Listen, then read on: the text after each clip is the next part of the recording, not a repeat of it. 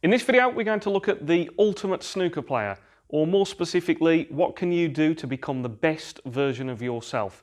So I get asked quite often, what is the thing or what specifically can I do to improve myself as a player that will give me the most benefit? And in this video, what we're going to do is break down exactly what you can do to become the ultimate version of yourself.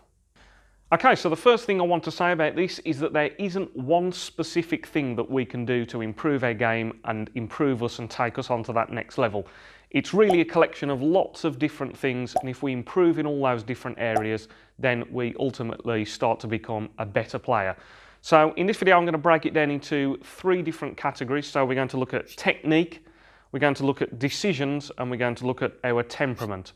So let's have a look at technique, for example. So if we look at technique, we've got all the different things to do with our technique, and we try and improve in all of those little areas. So we've had a look there, we've got the stance, that's to do with technique, the grip, how you control the cue, your bridge length. All of these things are all to do with technique. And what we try to do is improve a little bit in each one of those areas, and ultimately that makes us become a better player. So when you're working on your stance, what you try and do is emulate the best players in the world. Obviously, there's lots of instructional videos as well on YouTube, so you can always try and look at those videos, copy exactly what people are explaining, and try to stand in the best possible way. But the way to think about it is chip away at all the different little areas until you ultimately become a better player. The same for decisions and thinking about safety play, all of those things, thinking ahead, and shot selection when you're in and amongst the balls. So decision making, very, very important again. Lots of people try to play very quickly. They just get down, play the first shot that they see in front of them. If we can take a little bit of a step back and try and improve in these different areas, again, you're going up to that next little level and you're becoming a better version of yourself.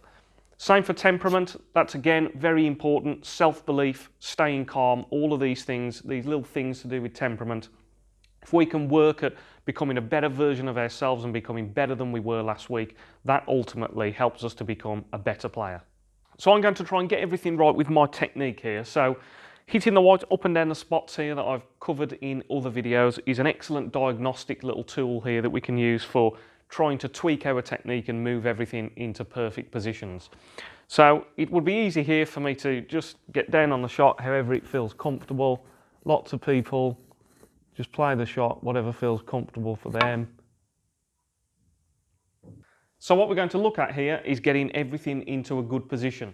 So we're going to try and get all of those little adjustments with our technique very good so that we've got a little bit of improvement in each one of those areas. So I've got the line of aim extended on the floor here, so I'm standing behind this line. So I need to now walk into the shot and try and get everything right with my technique. So you can see there that what I've done is I've got my right foot on the line of aim, the left foot's a little bit further forward. You can see my right grip arm is nice and vertical, so it's pointing straight down. That allows me to do a full backswing and a full delivery when I need to. My tip is right the way to the cue ball, so it's not too far away. And then this position here also allows for my bridge length. You can see there that it's reasonably close to the cue ball, not too close, not too far away. So this position here is nice and comfortable, and I've tried to get my technique as textbook as I possibly can. So I can do my feathers, pull the cue back and deliver to my chest, and then that's the shot completed. Now, within that same category, so we're still in the technique category, there's another little subsection that I've called cue control. Now, I've talked about this in previous videos, but it's very, very important to get this right. We don't want to control the cue in an inconsistent and unreliable way. So it's very common on these long shots here that you might see players that go to play the shot and their cue actions are very quick, makes it very unreliable, not quite sure how to do the same movement, how I'm controlling the cue. So we're just going to try and slow everything down, just get a little bit more control.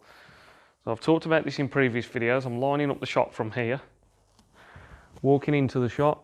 Now get everything right. So I'll do my aiming checks, then I'll pull back nice and smooth and go through nice and smooth. By doing it that way, it's much more of a reliable way to deliver the cue in a straight line.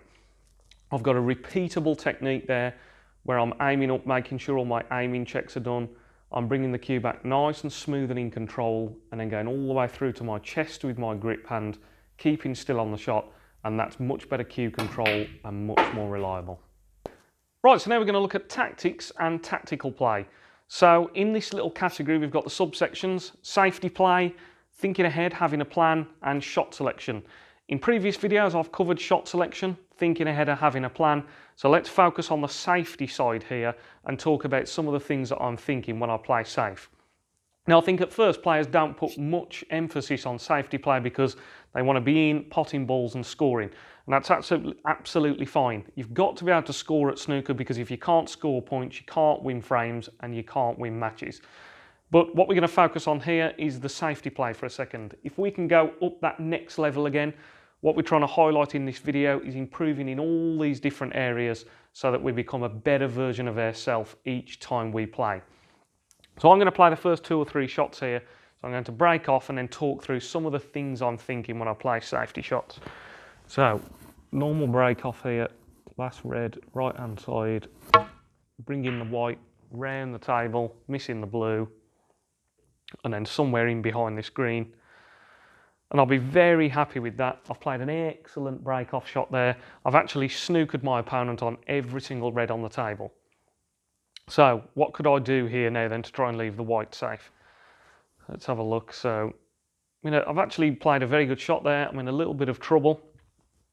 The excellent side of the pack to hit would be this side if the white could land in here, because I'm not leaving any reds available then. Very difficult to do that because of where the white's landed. So in actual fact, what I'm going to do is play to come, round off 2 cushions with left hand side, glance the side of the pack, and then bring the white back up into the safe zone. This is quite a difficult shot, but actually where I've landed, I haven't really left myself much alternative.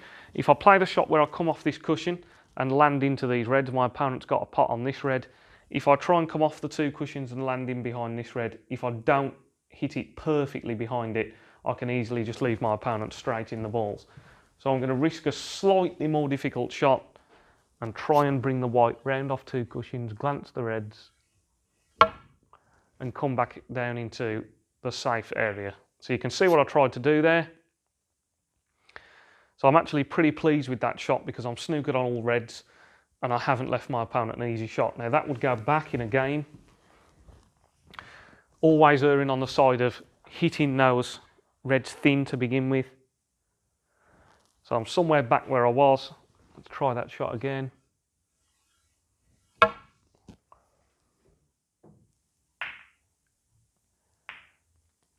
And again, not too disappointed with that there. So always on that first shot, when you're playing that 2 cushion thin glancing shot there, you want to err on the side of hitting them a bit thin first, because I'd rather miss the pack altogether than just hit them way too full and split all the reds and leave my opponent in the balls. But actually, pretty good result there, pretty happy with that. So let's have a look at my next shot here. So I'm going to play off this red that's to the right of the black there, come off 2 cushions and bring the white back up the table again, probably somewhere in between the yellow and brown maybe. So trying to judge the path that I want the white to take.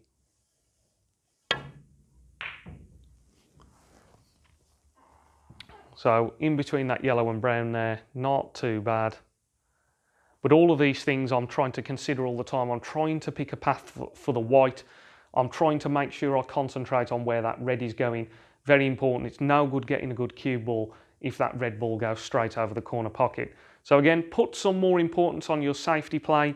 Try and work out where the white's going, work out where the red is going, but try and think about it and don't take it for granted, because if you can improve in that area again, then overall you're becoming a better player.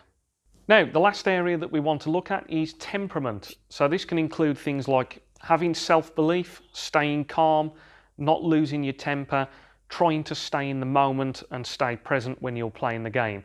So there's lots of different things you can work on, lots of things you can do to improve your overall temperament. You see lots of different players, lots of different characters that play snooker.